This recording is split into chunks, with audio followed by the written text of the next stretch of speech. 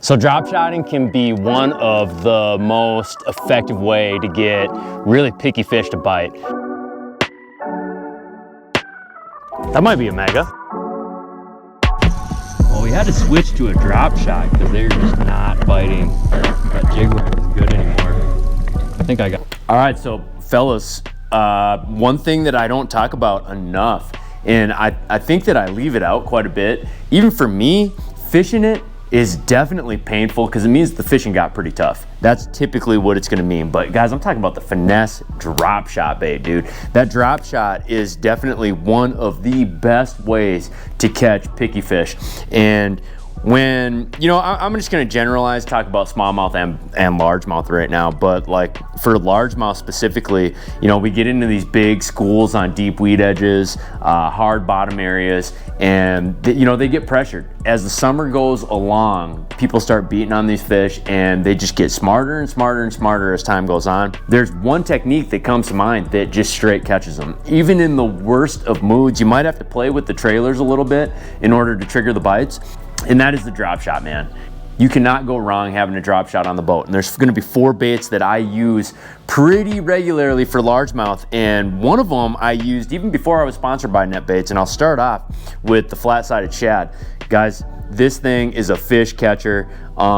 Bigger profile, so you are gonna get bigger bites with this bait. Now, this is a 4.5-inch profile. I got it on a VMC Nico hook, and what I like about it, you know, I'm using these Nico hooks so that I can thread the bait all the way onto the hook. You know, I can get all the way up the barb or the shank of the hook, and that makes a big difference. You don't have to worry about re-threading this thing on a bunch. It's gonna catch a lot of fish, and even if you wanted to get this thing to be a little bit more sturdy, you could take a band or you could take some glue and just glue it on, or take like a wacky band and put it on. It's gonna keep that bait in place, but look at the action on that thing.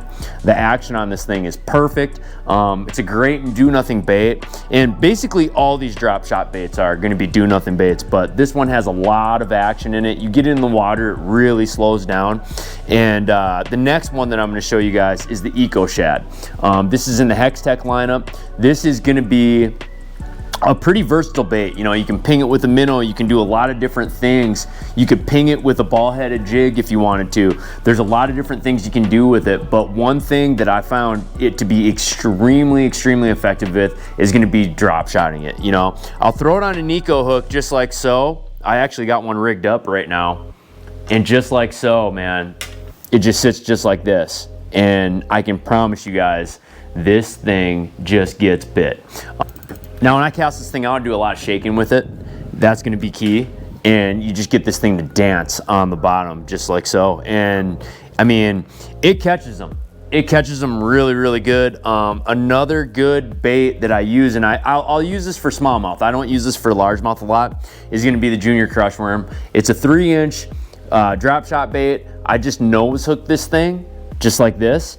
And the reason why I nose hook is because obviously it's just a little bit smaller profile. You could take and get like the number 2 cover shot hook, and you could thread the bait on all the way if you really wanted to. But I found with smallmouth bass, like, I just think that my hookup ratio goes way up when I take and put them on these smaller hooks like this. I've messed around with both hooks, and over the years, I just think that they get this one just a little bit better. So that's kind of my rule of thumb, is basically anytime I'm using baits that are 3-inch or even under, I'm gonna take and I'm gonna nose hook them just like that.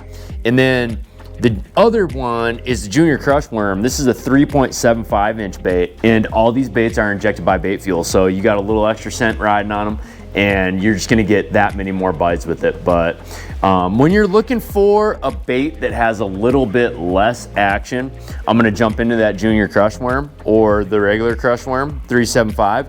And then if I'm looking for a bait that has a lot of action, but I don't wanna have to do a lot of work with the rod, the flat-sided shad and the Eco Shad are gonna be my first choices as far as drop shotting goes. So guys,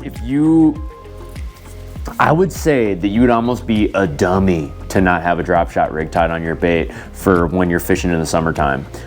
It's just a really good way to catch fish that have been caught a bunch. So throw one of these bad boys in the boat, get yourself a 7.4 medium light halo rod. Perfect action for this technique. throw it in the boat, and catch more bass. They've never, oh, got him. Oh, look at him. He's got the rascal. Top, dead center.